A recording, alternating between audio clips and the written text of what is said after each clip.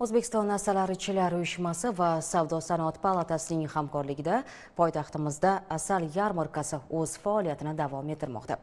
Tadbirda barcha viloyatlardan 400 dan ziyod asalarichilik mahsulotlari ishlab chiqaruvchilari hamda sohaning qariyb 1500 nafar ilg'or mutaxassisi qatnashmoqda. Aytish lozim, bu safargi asal yarmarkasi avvalgi yillardan farqli o'laroq xalqaro maqomda o'tkazilmoqda. Rossiya Federatsiyasi, Xitoy, Ozarbayjon va Markaziy Osiyo davlatlaridan asalarichilar ishtirok etishmoqda. Shuningdek, yarmarka doirasida asalarichilar uchun ilmiy amaliy seminar ham tashkil qilindi. Sohada amalga oshirilayotgan samarali ishlar natijasida 2025-yilda asalarichilik bilan shug'ullanuvchi subyektlar soni 35 mingtaga.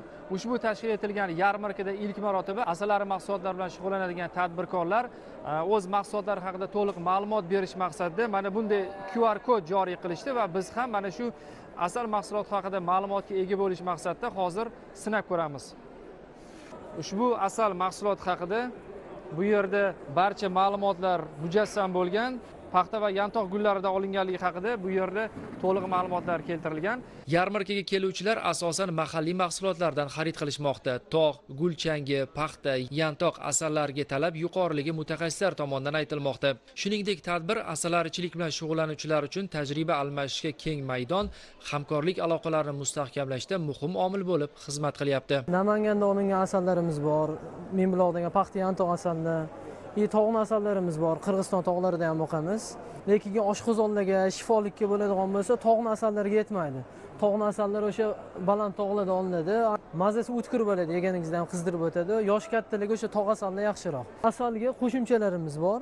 22 xil mahsulot qo'shilgani bor. O'zi uy sharoitida ham tayyorlab yeysa bo'laveradi. 22 xil, 5 xil, 8 xilgacha giyoh qo'shganmiz. Pista, bodom, mag'iz-pag'izlari ham tayyor qilib qo'yilgani ham bor. Bu narsalar ham yaxshi, ya'ni shamollashiga, immunitetni ham ko'taradi. Yarmarka doirasida guvohi bo'lib turganingizdek, asalarilar uchun uyalar va zarur uskunalar taqdimoti ham davom etmoqda. Bugungi kunda mamlakatimiz asalarichilik sohasida xorijga eksport qilishda ham katta yutuqlarga erishib kelmoqda. Если исчезнут пчелы, вы потеряете не просто мед, вы потеряете будущее. Альберту Эйнштейну часто приписывают слова: если пчела исчезнет с лица земли, человеку останется жить всего 4 года. Все начнется с тишины. Никакого жужжания в садах. Затем цвета поблекнут. Пчелы опыляют 70 из 100 основных сельскохозяйственных культур, которые кормят 90% мира. Зайдите в супермаркет. Половина полок пуста. Ни яблок, ни авокадо, ни лука. Ваш утренний кофе исчез.